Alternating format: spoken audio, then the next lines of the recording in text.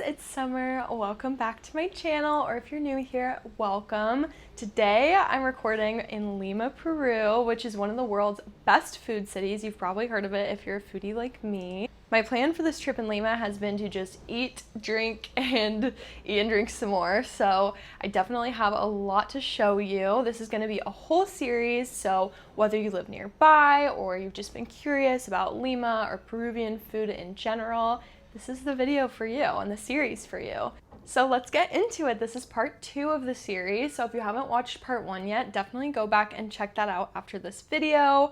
And you can see everything I got up to my first couple of days in Lima. But anyways, let's get started.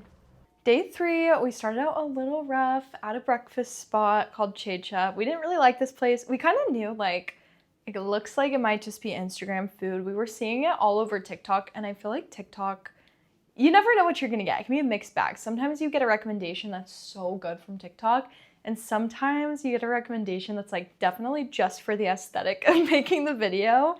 This felt like the latter, especially just because looking around, there was like no one local there at all. It was just like a couple other tourists, and it was mostly empty.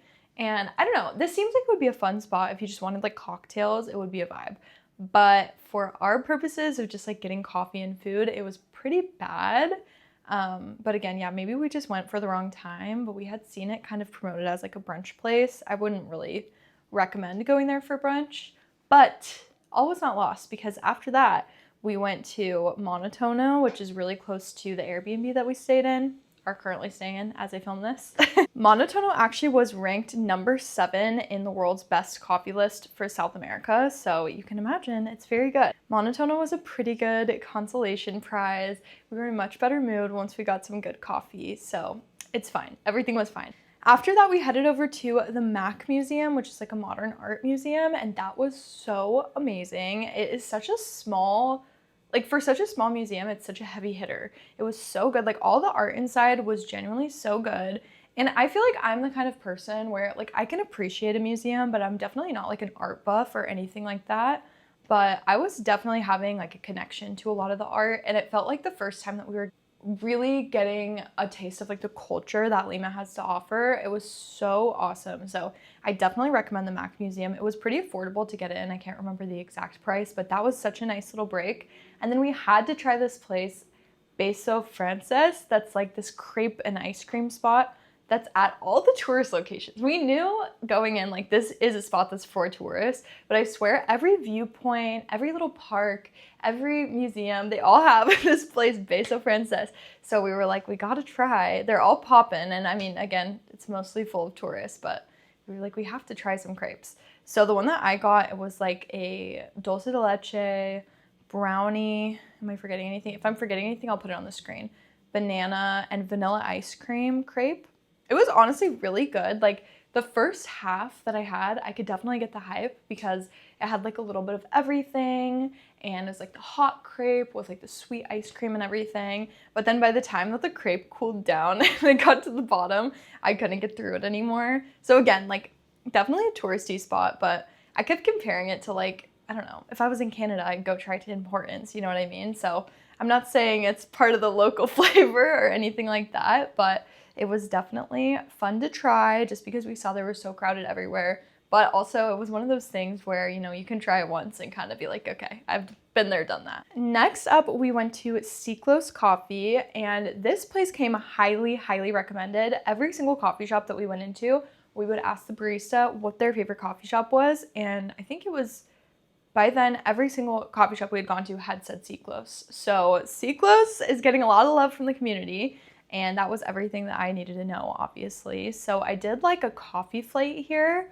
which was really good. I don't remember, I think it was like a stumpy, which is basically just a cortado, and a piece of chocolate comes with it. Really good. And then I also did this like slow drip, kind of like, I don't know the difference between like a cold brew and a slow drip iced coffee. So if you're a coffee pro and you know what that means, it was like a cold slow drip.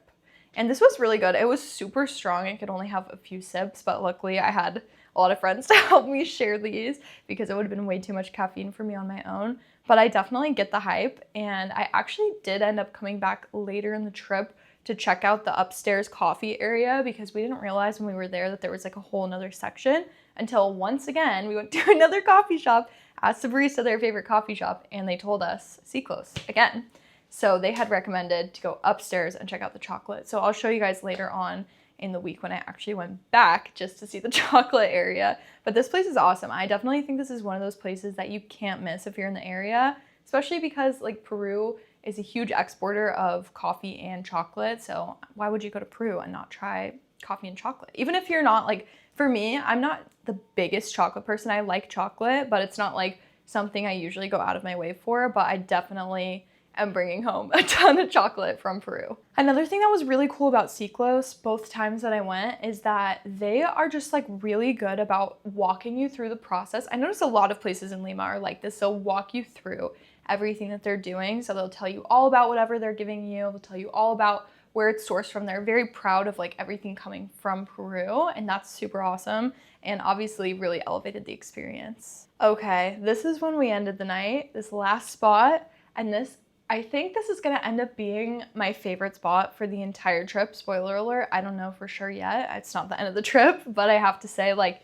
this has been my number one so far, and that is Lady B. Lady B is the top number 13 bar in the world, and it is so clear why. Like, it's such an amazing experience. From the moment you walk in, it feels like you're literally on a spaceship. It's so cool and so like relaxed and luxurious feeling inside. The service is amazing. Everything, like every drink takes you on an adventure, you know? And I feel like a lot of places that I've gone to in Lima that are definitely trying to have that elevated experience, they are trying to do that. And like some places obviously do it better than others. But Lady B did such an amazing job of this. They walk you through everything. Everything I tried there was amazing and not like anything I'd had anywhere else.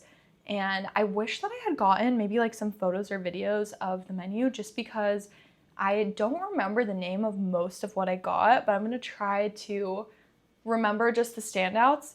For me, my favorite drink was the Madre de Dios nut, which is a Brazil nut. And so it was basically like a boozy cocktail. I wish I knew exactly what was in it, but it was a boozy cocktail that kind of had like a very smoky flavor, and then it was served with a Brazil nut. So then you take a sip of the cocktail and a little bite of the Brazil nut. I am not kidding when I tell you this is the best cocktail I've ever had anywhere by far. So that was amazing. And then we also got the lucuma bread, which lucuma is a fruit that's native to Peru, and you'll see it a lot of places, especially in the context of like desserts or anything sweet. This was amazing. And that was served with like, I think it was a honey butter. It was so fresh and so warm and soft and delicious. And I'm someone who loves to bake, and like I bake my own bread a lot, and I don't like to usually get bread out because I'm so picky. I know it's so obnoxious, but it's true.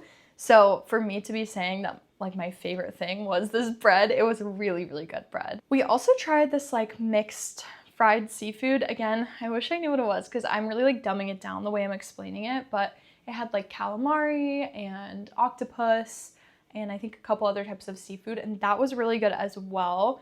And then there was a cheese plate that was all like native and local cheeses and honeys and stuff like that, and that was also really incredible.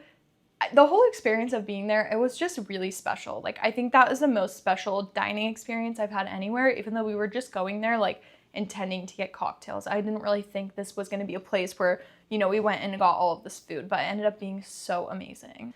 Another thing that I feel like really elevated this experience for me was they brought us like welcome shots at the beginning as well as shots like at the end of the night. I don't know.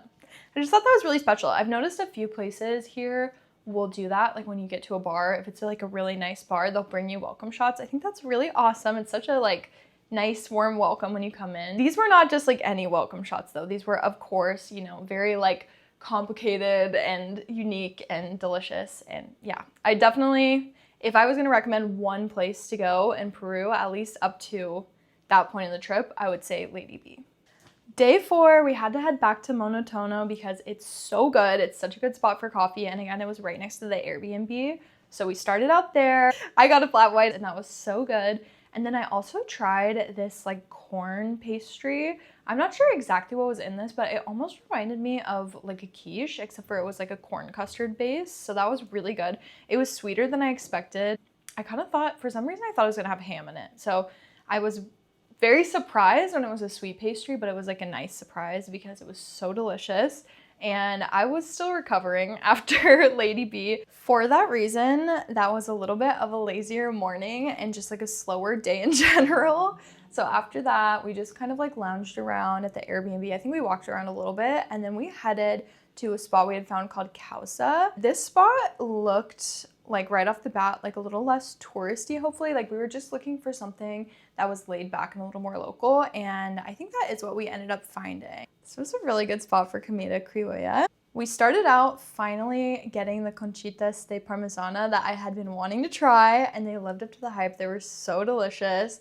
That put me in such a good mood, especially after just like not really having a real breakfast. I did not realize how much I needed some real food. So that really got me in the spirit, got me feeling good. And then we got some fettuccine alla huancaina, and that was so good. It's like in a yellow sauce. I don't know exactly what's in it, but that was so delicious. And it was something that I've seen on a lot of menus that I've been wanting to try.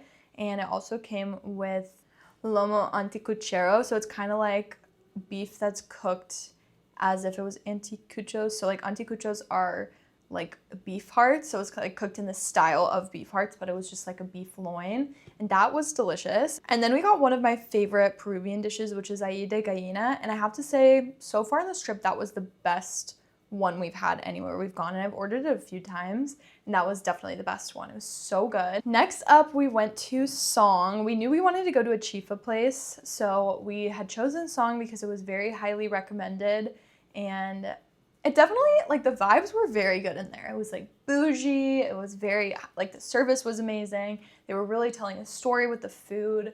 But I do feel like we almost got the feeling like we ordered wrong here. Like, the cocktails were really good. And the first, like, buns that we got were really delicious. But then I think some of the entrees we got were just not the best. We had gotten, like, a mushroom chicken. And then I think it was, like, a broccoli beef kind of dish, and I don't know, I wished we had gotten a chaufa instead, like a rice chaufa. I think that would have been a lot better. And to be fair, none of the stuff that we got that we didn't like was anything that the waiters had recommended to us, and then the stuff that we ended up liking they had recommended to us. So I would say if you're gonna try Song, definitely listen to their recommendations and don't try to go rogue like we did, because I don't know, it was a little underwhelming for us.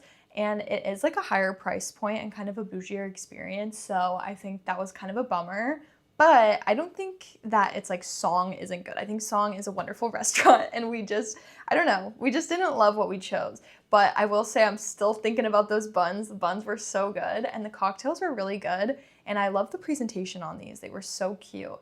And all of these little like chili sauces that it came with were so delicious as well. You won't find a ton of spice, I feel, when you're eating Peruvian food, so going somewhere that had like spicy options was also fun.